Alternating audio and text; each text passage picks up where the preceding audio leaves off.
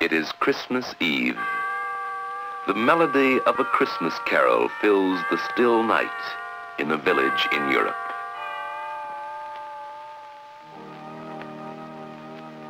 It is Christmas Eve. The same song comes from a church in a small town in America. For nearly 150 years, in many parts of the world, people have been singing this carol. It is the song we call Silent Night.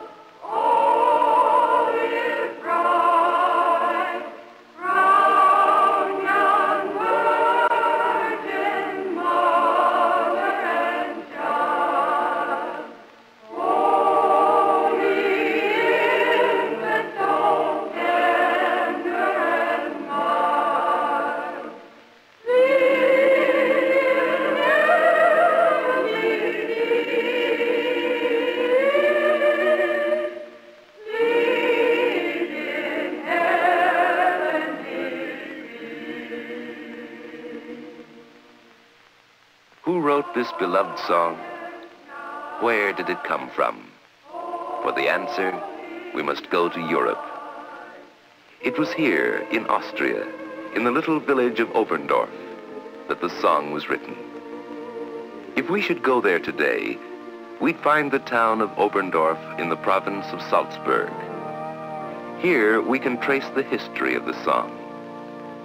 Not far from the church of St. Nicola, in the village, is a chapel built by the people of Oberndorf.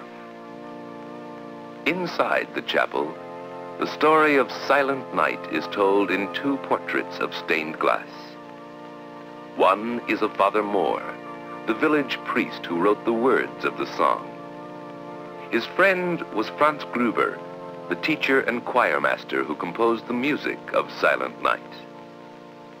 For the story of the two men and the song they wrote, we must go back a long time. We must go back a century and a half.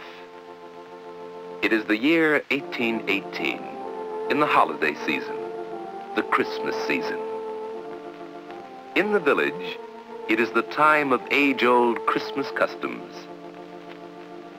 Groups of girls are visiting each house, carrying with them a painting of Mary and Joseph. Boys representing the shepherds of Bethlehem come to the houses caroling. They are collecting gifts of food for the poor. The story they tell in song is one that never loses interest, for it is the story of the first Christmas.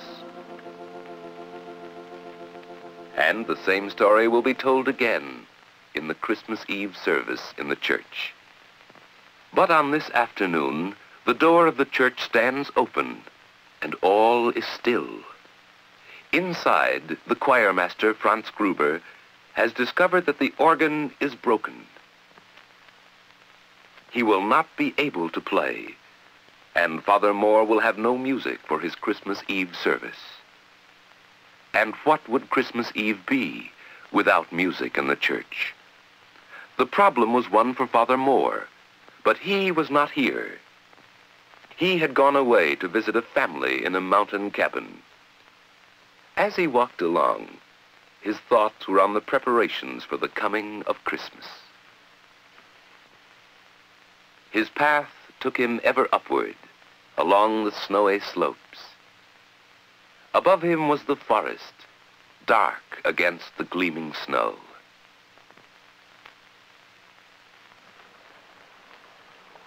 From below came the faint and musical sounds of a mountain stream. And all about him was the quiet beauty of God's world. It was evening when he reached the house.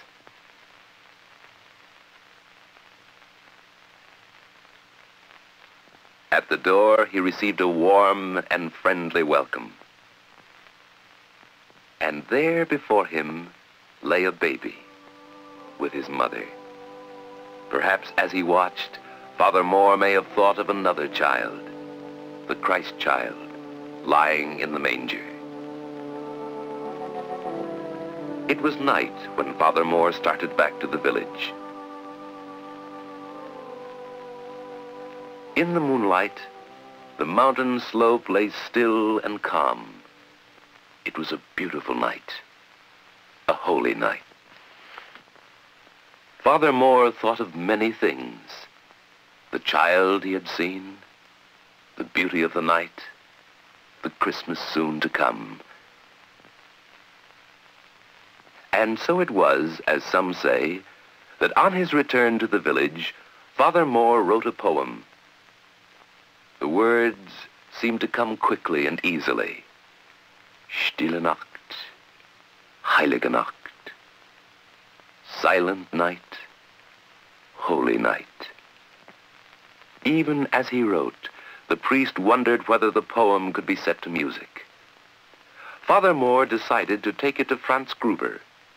The two friends, priest and schoolteacher, talked it over together. The schoolteacher began to read. Silent night, holy night. Why, this was a poem that was meant for Christmas. Father Moore wondered, could the words be set to music? Of course, Franz Gruber would compose a melody. Perhaps they would have some music for their Christmas Eve service after all. The words themselves seemed to suggest the melody, a simple melody, one that Franz Gruber first played on his guitar.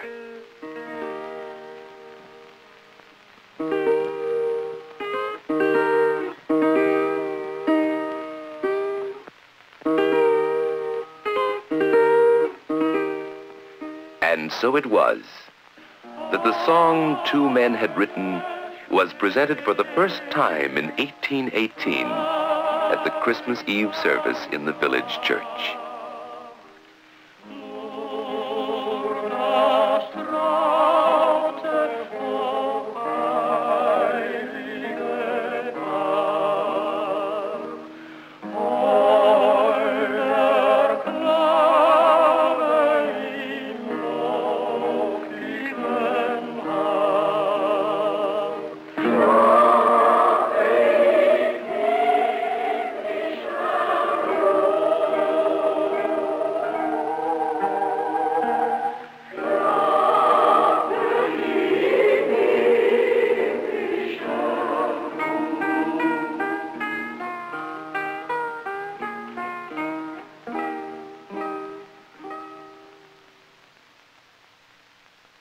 Christmas was over, and in the days that followed, no one outside the village knew about the song.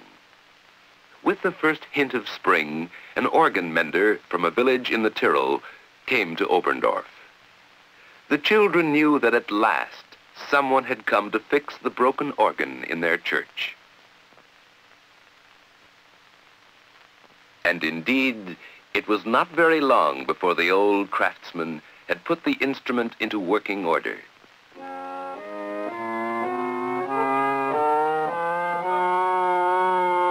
Now, he said to the choir master, you try it.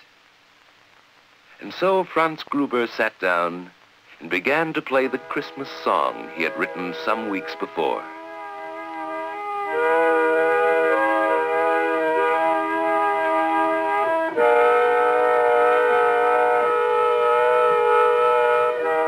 The organ mender listened and remembered.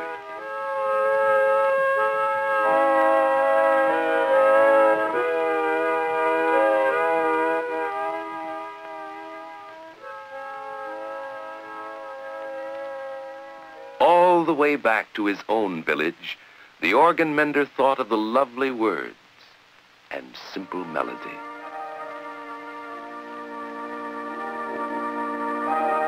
And when at last he reached the hill overlooking his own village, and some children came to meet him, he taught them the song he had learned.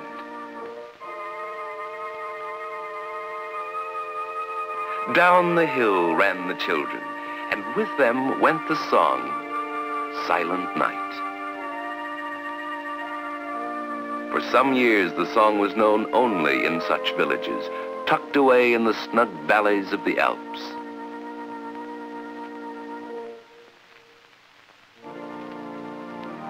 But finally, it found its way to St. Peter's Abbey in Salzburg.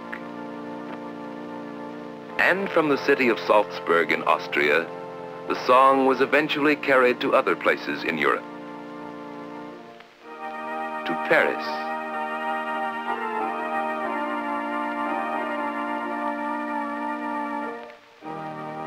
to London,